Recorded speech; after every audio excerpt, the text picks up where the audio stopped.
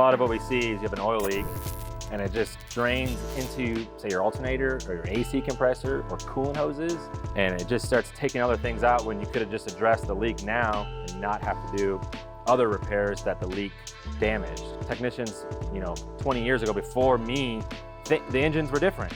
Everything was made out of metal and steel and alloys, and it was durable. So you can let an oil leak go. It wasn't a big deal. But today, it is not the case. So everything gets light, everything's plastic, a lot of plastic now, and a lot of rubber.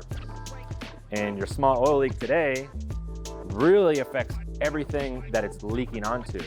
It's an awkward situation for us because we are a preventative shop. We'll quote a leak that's light in the customer's eyes, but we understand why we're doing it. We're doing it so that way it doesn't tear up other items as the oil trails. Typically, it's the top of the engines, right? Because everything at the top is gonna leak down and back. So we try to catch all these things before that happens. Yeah, so this is a low mileage car. They're coming in for a service, a B service, and technically they're due by time. Your brake fluid, it's hydroscopic. So over time, it will absorb moisture from the atmosphere. It means hydroscopic means it absorbs water. So even if your car is sitting, you're not using it, your brake fluid is absorbing water, whether you like it or not. All Mercedes call for 2-year oil flushes. The oil is also due by time because there's always a little bit of fuel vapor that'll get into the oil from the combustion cycle.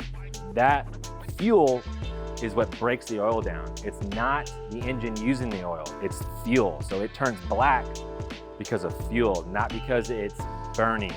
It is very important to do your oil change either by the mileage or by the time, because it's preserving the wear of the engine by getting the broken down oil out and getting fresh oil in it. Do your oil changes when the car asks for it. That's what we're doing here. So low mileage, and then we're just staying on top of it. We're staying on top of it. I love it. And I'm gonna quote an alignment preventatively too, just to preserve tire wear. Other than the service we're doing today, and I'll recommend alignment for tires.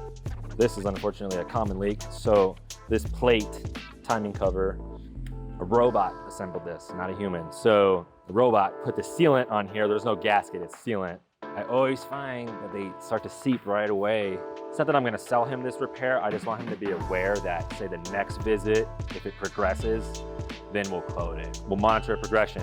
And if it proceeds, we'll quote it at that point. But for now, there's no justification to do it today. Very worn out tires. Also noticed, just talking with other techs throughout the years, a lot of techs, when they do inspections, they kind of almost refuse to remove the panels at the bottom. Just kind of look around them, but you always find something. I don't expect it on this car because it's new. When you have wear like that, that tells me they've never rotated the tires. So they sat up front its whole life. And this tearing up, we call it scrubbing. That's from turning, right? And turning while you're driving at, say, a higher speed. Rears aren't not as bad, but the fronts are definitely tore up. So I will suggest tires and then an alignment. Always after. Alignment's always after. Don't do alignment first, it wastes your money. These are the wear bars.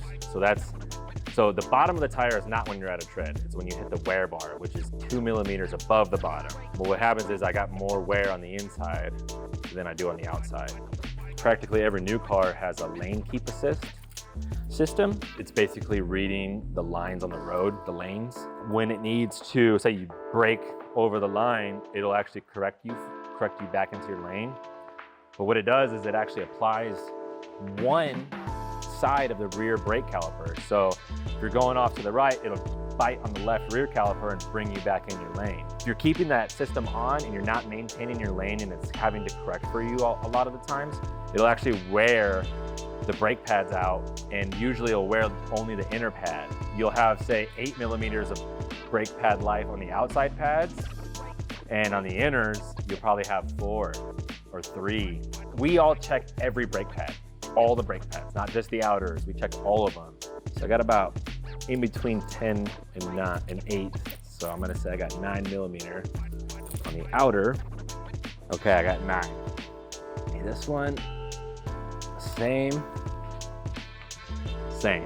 If you don't know that it has that system, you might think that it has a caliper problem where like the caliper's sticking and it's not applying the brake pads correctly.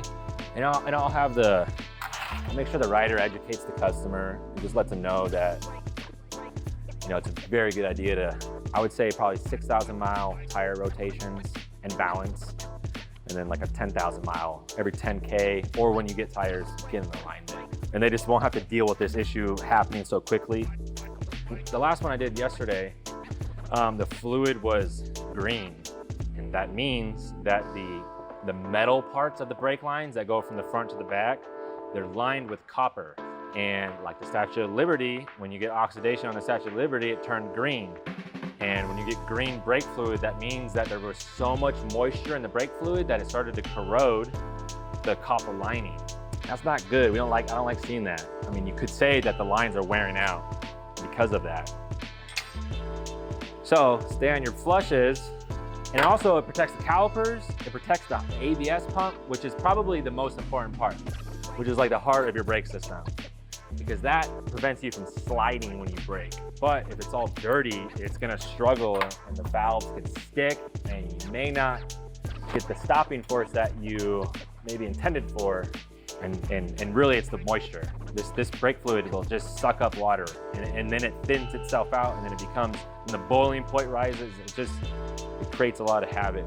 So by routinely flushing it, you just avoid all that. The new fluid is just slightly brighter than this, just slightly. But it's like, I could see through this, it's opaque. A lot of it, a lot of the older stuff is just, it's dark, it's very dark, it's murky.